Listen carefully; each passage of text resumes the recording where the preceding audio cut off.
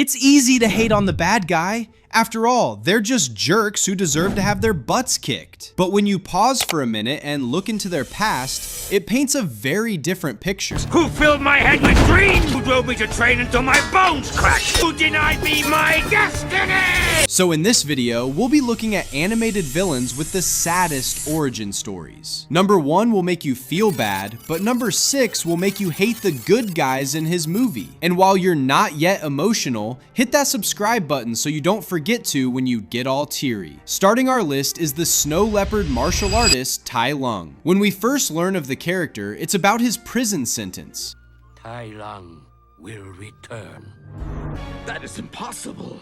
He is in prison. If a character is so evil that they have to depict a prison in a kid's movie, you can argue that he might be worse than you can imagine. The movie doesn't fail to let us know that he's this great terror that threatened peace in, you guessed it, the Valley of Peace. We have to do something. We can't just let him march on the valley and take his revenge. The fact that it is the Dragon Warrior's destiny to stop him already lets us know how big a threat he is. And remember when Oogway had to conveniently ascend and leave behind a trail of peach leaves? Don't you think it's weird how this happened just when Tai Lung was on his way to the Jade Palace? And don't get me started on the evacuation attempts. If I didn't know better, I would say the Valley of Peace was going to get hit with an earthquake. I mean, considering that Tai Lung is a real force of nature, you can get why they were treating his arrival like a natural disaster. But when Tigress tells Po the truth about Tai Lung, you can see that he's not only scared to fight him,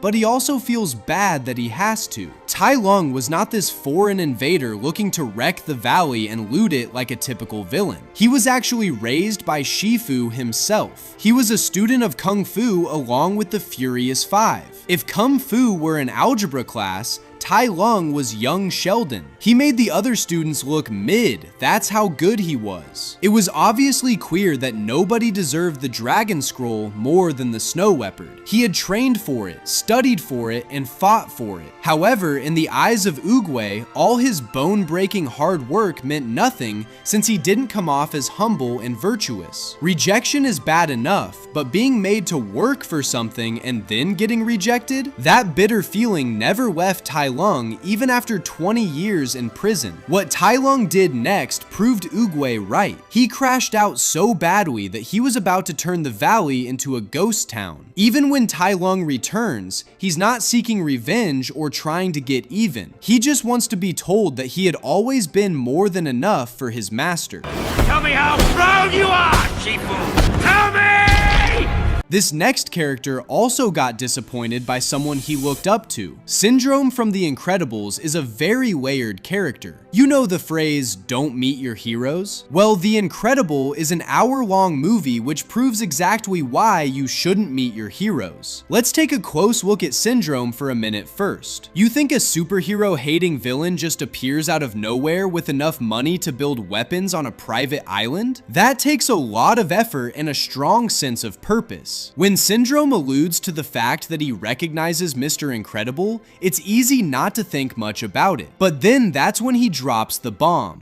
I mean, after all, I am your biggest fan. I didn't intend for that to be a pun, but if you know, you know. Mr. Incredible inadvertently created Syndrome. No, I don't mean this in a Darth Vader, Luke Skywalker type of way, but that would have been a real gag. Here's what I actually mean. Back when Mr. Incredible had just started his superhero career, they crossed paths on one of his missions to stop Bon Voyage. Back then, Syndrome was going by the name Incrediboy. You can tell that this dude probably had his room decked out with Mr. Incredible merch. Now here's how Mr. Incredible reacted to meeting one of his biggest fans. You're not affiliated with me. But the little dude wasn't giving up. This was his one chance at impressing his hero. He even showed him the rocket boots he made. Mr. Incredible was out here inspiring a kid with no superpowers to improvise and make his. Sadly, this didn't impress him the way he thought. The more Incrediboy tried, the angrier Mr. Incredible got. To be honest, a robbery isn't the place to audition to be a sidekick. What really broke Incrediboy was seeing how nice Mr. Incredible was acting in front of the press, even though he had been a jerk the entire time he was with him. Fly home, buddy. I work alone. And since then, he had devoted his time to making sure soups turn into dinosaurs and go extinct. So no little child that's a fan of these seemingly selfish individuals has to go through what he did. But this next villain wanted payback, and he wanted his friend to go through exactly what he did. At level 3, we have a literal rotten egg, Humpty Alexander Dumpty. At first sight, he looks so cute that you can't imagine him doing anything evil. But later it turns out that he sent Puss on a wild goose chase that was going to end with his arrest and humiliation. You think this was all about getting the gold and clearing your name? Little adventure was about one thing: revenge. The look on Puss's face is just priceless. This is disbelief mixed with shock and a pinch of, how could you? Suddenly, we start to realize that he isn't as cute and innocent as we thought he was. You wanted to repay an old debt, Puss? Well, so did I. Do you know how twisted and evil you have to be to betray somebody you grew up with? Just when you start thinking of the worst possible slur for Humpty Dumpty, he gives his side of things. You left me on that bridge. You abandoned me when I needed you the most. What happened to brothers forever? You're finally gonna know what it feels like. You know, to trust someone and have them stab you in the back. It all starts to make sense now. He used to literally be an outlaw with Puss. Yep, that's right. That swashbuckling orange kitty and this goody two-shoes used to go on raids and make banks relive the Wild West. However, the good old days turned sour on a heist gone wrong.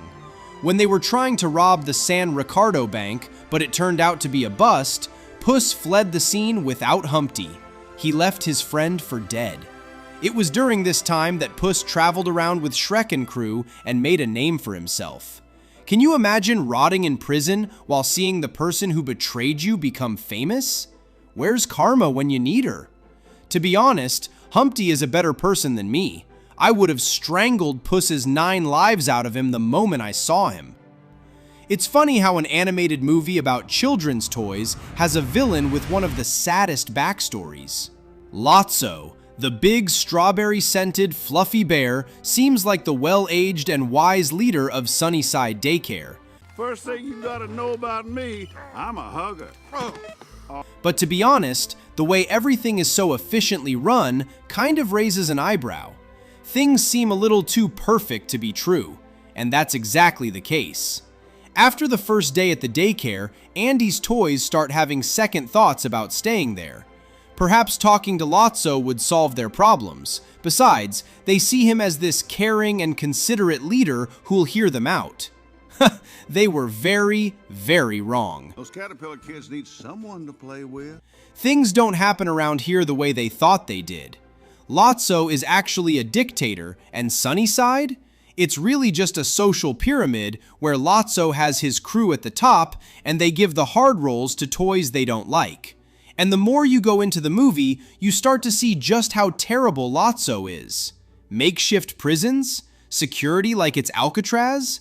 Lotso is worse than most war criminals. But what if I told you that you might even have a bit of sympathy for a monster like him? In a flashback, we learn just how Lotso ended up at Sunnyside, how his owner, Daisy, not only abandoned him, but essentially replaced him. That's really gotta sting. So when Lotso got to Sunnyside, he had one goal in mind: create a system where he's in charge and he never has to be rejected and treated badly by anyone again. If there just happened to be any toys that get chewed up or pulled apart by toddlers, it was a small price to pay. Across the Spider-Verse gave us one of the most interesting animated villains in Miguel O'Hara. For starters, he's just a villain because viewers have a bias for the main character. I mean, if you saw a 6'5", 350-pound male and a teenager fighting, you won't think that the little kid was in the wrong. But in the case of this movie, the little kid needs to be stopped at all costs. He wants to do something that would put the multiverse in trouble. You see, in the Spider-Verse movies, there's what we call canon events. Basically, things that are just meant to happen, and if they don't, the world in which they occur is at risk of collapsing. I mean, letting one of their parents die is a lot to ask from a kid, but when you see none of the other Spider-Men argue with Miguel, you get a sense of why this is very important. We break enough cannons, save enough captains, and we could lose everything. I mean, regardless, Miles's dad means the world to him. But Miguel isn't asking for too much because he, too, had to let go of someone very special to him, his own daughter.